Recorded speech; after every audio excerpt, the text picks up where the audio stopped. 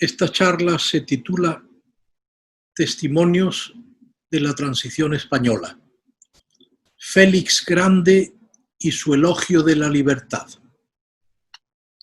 Mi nombre es Nicolás Toscano Liria, de la Universidad de St. John's y de la Academia Norteamericana de la Lengua Española. En octubre del 83 tuvo lugar en la Universidad de Dallas un simposio sobre los hermanos Machado en el que se leyeron 30 conferencias. La última, la más amena, la que puso el broche de oro, fue leída por un poeta español, un mago de la palabra que se llama Félix Grande. De la palabra y del retrato, de la percepción psicológica y de la captación de las esencias personales. La conferencia se llamaba De cómo don Antonio Machado dibujó nuestro rostro. Durante un almuerzo, al que fue invitado por el decano y la directora del Departamento de Lenguas, demostró su capacidad para improvisar un retrato.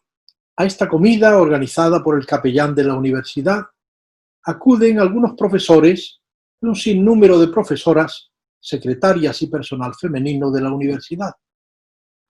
Es el capellán un hombre alto, varonil, elegante y moderno. Posee este honesto sacerdote la desaprovechada virtud, la inútil fortuna de ser un cura con sex appeal. Mientras tomábamos una copa de vino antes de comer, presentamos a Félix Grande a él y al decano.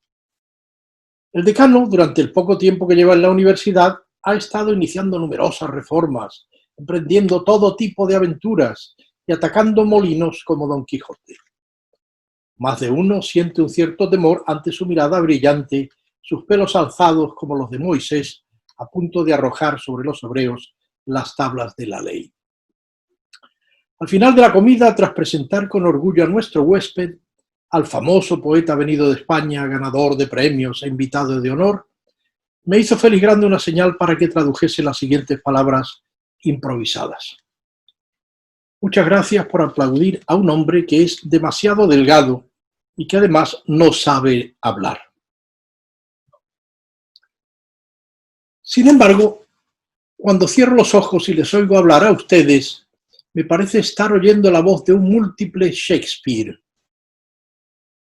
Cuando veo al padre, aquí indicó con la mano al capellán, me parece estar viendo a Henry Miller escribiendo su obra Sexus. No se rían ustedes porque cuando entró en España esta obra, las tapas de la edición eran las de la Biblia. Más tarde me confesó que en realidad se trataba de Trópico de Cáncer. El cambio fue intencionado. El decano, aquí temblé, podría muy bien ser el capitán Ahab de la novela Moby Dick. Y cualquiera de las señoras que están aquí comiendo podría muy bien escribir novelas de Virginia Woolf. Por esto estoy encantado de estar comiendo aquí con mis maestros. Este hombre, capaz de hacer un retrato en 2 pinceladas, de captar unos rasgos con solo una mirada, ha hecho también como Machado un dibujo del rostro de la España de estos años, de la España de la transición, de España dentro del marco internacional, de España en su búsqueda del ideal. Su libro Elogio de la Libertad salió el 27 de abril de 1984 y trata de los años dolorosos y esperanzados comprendidos desde las postrimerías del franquismo hasta el 28 de octubre de 1982. Tiene, entre otras características, la de aposentar la influencia de Antonio Machado. En la revista Cuadernos Hispanoamericanos, de enero de 1976, llamaba a Antonio Machado con el nombre de Mágico Abuelo, reconociendo así su consanguinidad poética, su docencia y su carácter de inspirador de los jóvenes. Empiezo a ver y veo cosas que sirven para la vida. Veo compasión y paciencia, memoria, bondad, sonrisa, profundidad y honradez, sus estandartes de artista. Qué provisión de coraje en su humildad me aproxima, qué provisión de humildad me entrega desde las cimas de su saber, qué de grano lleva su callada espiga. La sencillez, el carácter popular, la poesía como emanación del corazón, la intensa defensa de la tierra y la búsqueda profunda y honesta de sus versos son aspectos directamente heredados por Félix Grande de su maestro Antonio Machado. La humildad y la sencillez de la expresión, aun siendo riquísimo su vocabulario, son en él, como en Machado, un elemento primordial de sus escritos. Soy un hombre de suerte y necesito poco, nos dice. Eso que llaman poco y quizás se llame todo. El amor a la vida y unas cuantas presencias que den sentido a ese amor y a esa vida y unos cuantos enigmas que le den majestad. En sus palabras intenta siempre alejarse de los amanerados del lenguaje. Aconseja con indiscutible gracejo no le llamemos fromage a lo que se está viendo que es queso. Sigue el modelo establecido por Juan de Mairena y él mismo nos dice que en vez de divisar los eventos consuetudinarios que acontecen en la rúa, suelo ver lo que pasa en la calle. Y de eso trata precisamente el libro, de lo pasado en la calle en la España de la Transición. Y por eso, precisamente, el estilo estriba su belleza en la sencillez. Su aborrecimiento machadiano de todo barroquismo le ha llevado a una prosa precisa y generadora. Antonio Machado extrae del romancero en su esencia popular. También se nutre su inspiración en la situación sociopolítica de la España de la preguerra. El ansia de la democracia, sus propias raíces familiares y Antonio Machado inspiran en Félix Grande su constante preocupación por el pueblo. La descripción en Machado de arrieros, caminantes, locos, santos, frailes, maestros, romeros, mendigos, jinetes y rufianes, parricidas y sembradores, tiene siempre en él como meta encarnar y representar los vicios y virtudes del alma castellana. Se pueden esquematizar en los vicios y virtudes del caballero, del monje y del labriego. En Félix Grande la preocupación por el pueblo tiene un profundo contenido político-social. Se lanza a la quijotesca aventura de la defensa del marginado, del desposeído, del indefenso. En un lenguaje poético pero con fin muy práctico, son patéticas su defensa del parado, el emigrante, el necesitado, el desempleado, el hambriento, el torturado, el desesperado, el pobre, el gitano, el segregado, el solitario, el analfabeto, el oprimido, el anulado, el disidente, el encarcelado, el desterrado, el inválido, el carente de democracia, el teporochotl, el que no le sirve la vida. Para hacer esta defensa se adentra en temas de tipo socioeconómico, el paro, el salario mínimo, las clases sociales, los seguros médicos. Con ironía, con amargura, admirable es la diligencia con la que el financiero se aprieta el cinturón del empleado. Vistosa la premura con que el terrateniente se aprieta el cinturón del campesino. Maravillosa la precipitación con que el banquero se aprieta el cinturón del mecanógrafo. Imponderable el apresuramiento con el que el accionista se aprieta el cinturón del último mono del taller. Y en fin, prodigiosa la prisa con que el rico se aprieta el cinturón del pobre. Antonio Machado considera la poesía como una emanación del corazón. Cuando nos habla de Berceo nos dice que le sale afuera la luz del corazón.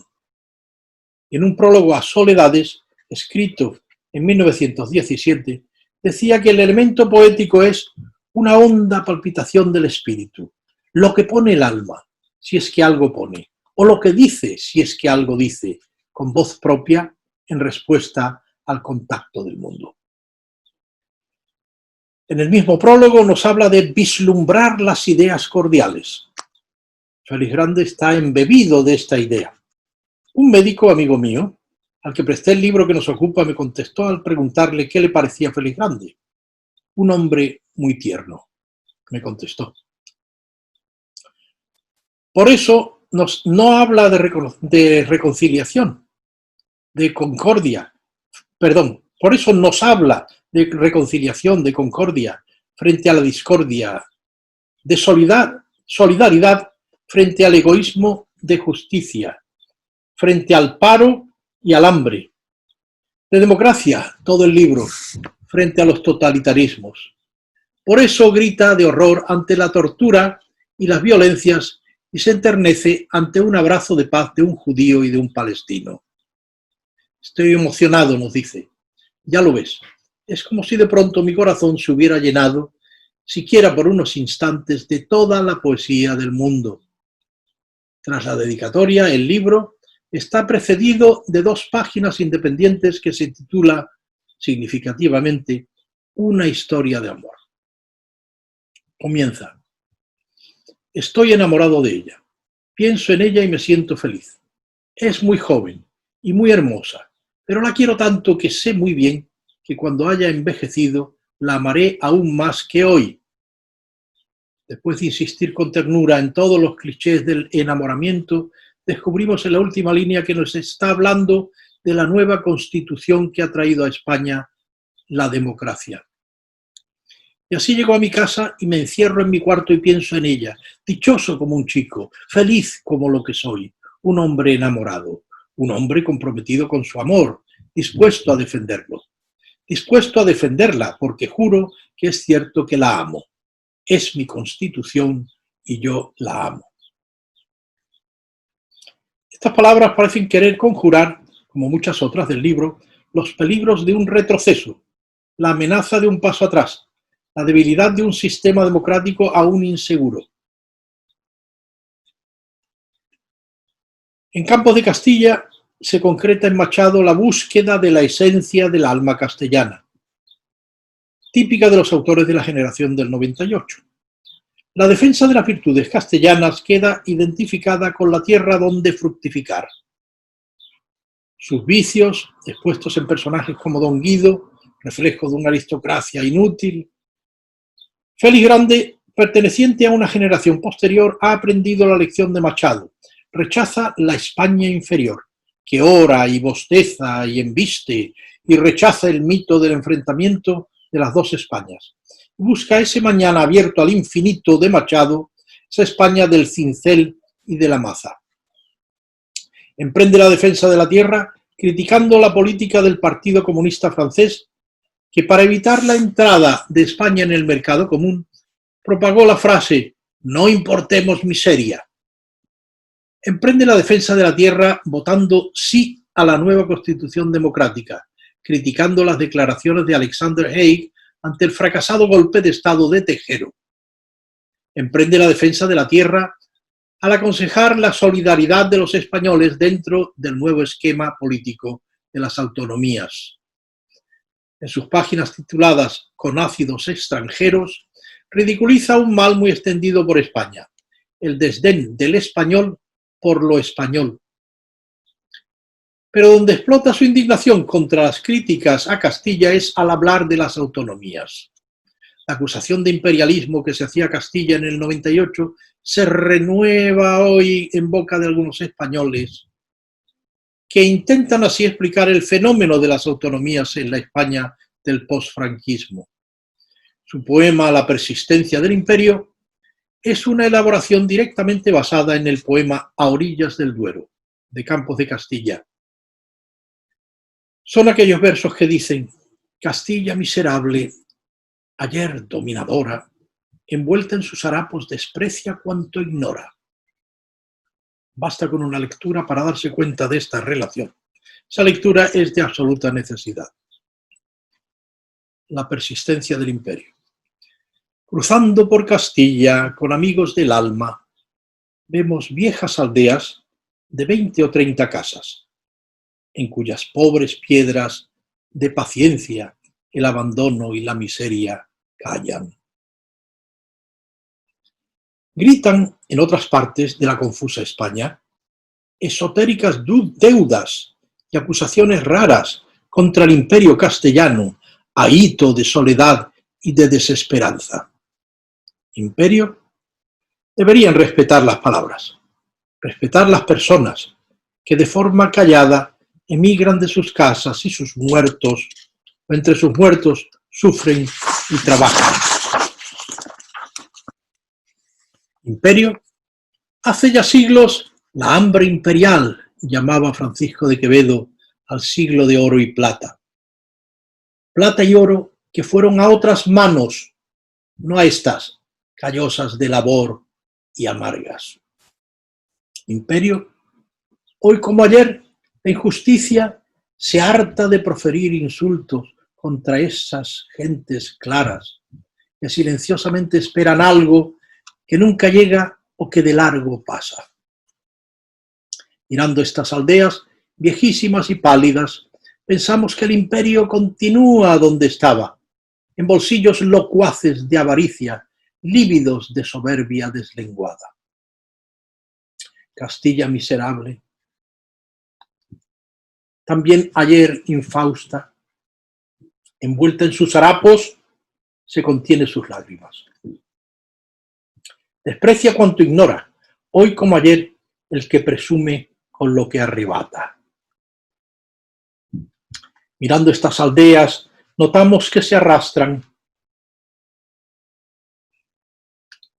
por estos campos siglos de silencio que cantan un canto de pobreza y de abandono, de asombro anciano y pena solitaria. Cruzando estas aldeas de 20 o 30 casas, vemos cómo en Castilla, migratoria y sonámbula, yace la vida envuelta en alto olvido, que lleva escupitajos en la cara. Cuneta de la historia, donde las gentes granan un imperial silencio con su jornal de canas, mientras esperan lo que espera el pobre, poder no abandonar jamás su casa, tener trabajo al borde de sus muertos, saludar trabajando a la mañana, acostarse cansados algún día para morir en calma.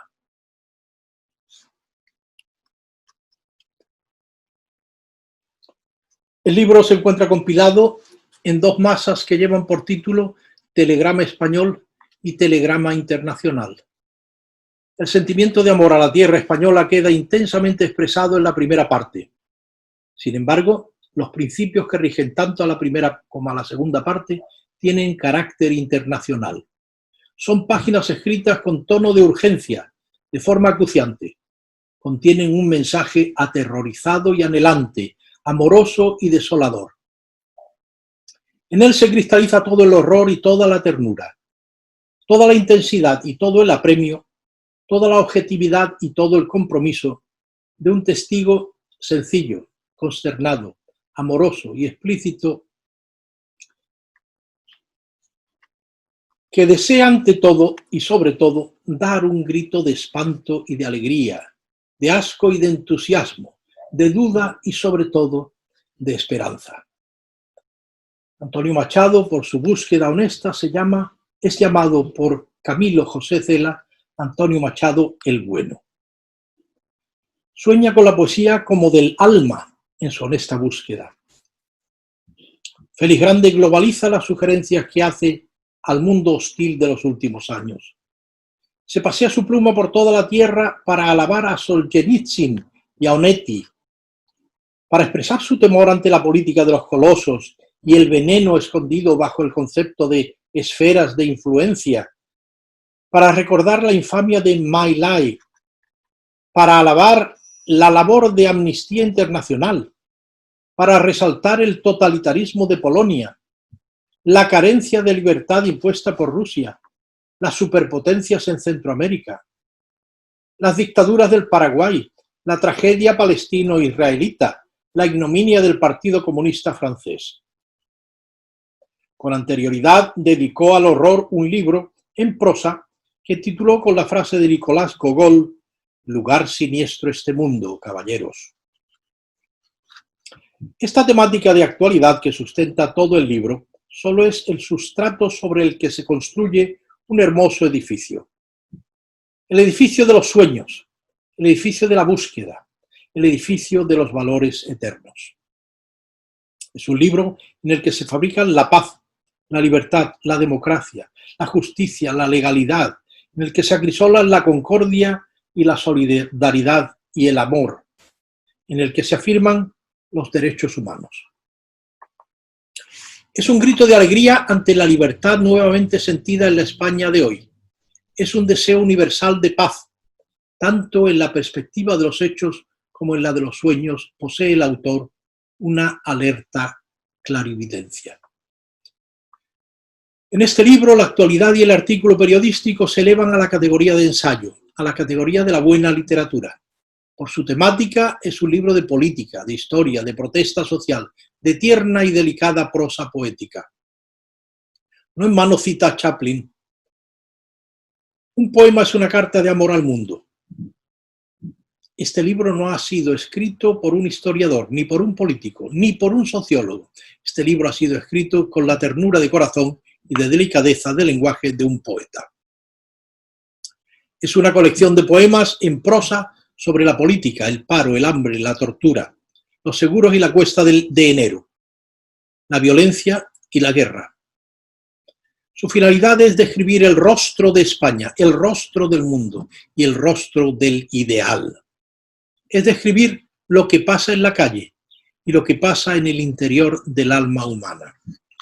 De Machado, su abuelo mágico, ha heredado la sencillez, el amor al pueblo, su ternura, su amor a la literatura, su honestidad y su búsqueda de una España mejor, de un mundo mejor. Uniendo cabos, creo poder probar la siguiente sospecha. El último capítulo del libro no está incluido en el volumen publicado por Espasa Calpe en abril del 84. Salió en el número 200 del boletín de la institución Fernán González, del Centro Superior de Investigaciones Científicas en Burgos. Se recoge en él la conferencia dada por Félix Grande en la Universidad de Dallas el 15 de octubre de 1983. Por esas fechas, la complicación de estos artículos suyos en forma de libro estaba siendo preparada. Se titulaba su charla, como antes dije, de cómo don Antonio Machado dibujó nuestro rostro. Es indudable que su pensamiento rememoraba todo este libro en su conferencia, sobre todo en las siguientes palabras. Si algún día sucediese algo que derribase una vez más el rostro de la vida civil española, por lo tanto el rostro de nuestra poesía, es seguro, absolutamente seguro, que desde las ruinas los próximos hombres de España, incluidos los próximos poetas españoles, volverían a articular de nuevo el rostro de nuestro país, el rostro de nuestra poesía. Tal vez todas las palabras tienen rostro, pues son seres vivos. Y tal vez, paralelamente, todos los rostros estén diciendo una palabra. La palabra que está diciendo la poesía española en este instante, junto con toda la sociedad de mi patria, es la palabra libertad. Creo que la oportunidad de poder proclamar esta bellísima palabra es una deuda que tenemos con muchas gentes y con muchos años. Creo también que entre estas gentes a quienes debemos gratitud, el más grande, el más conmovedor es Antonio Machado. Sugieren estas palabras que la conferencia que dio sobre Machado es este último capítulo inexistente y son también las que proclaman que este nuevo libro suyo, Elogio de la Libertad, es un tierno y delicado poema. Félix Grande es tal vez el más explícito de los poetas que han cantado la llegada de la democracia a España. Machado presenció la desintegración y la caída de un insostenible régimen democrático. Félix Grande saludó con este libro el retorno de la libertad y de la democracia. Muchas gracias.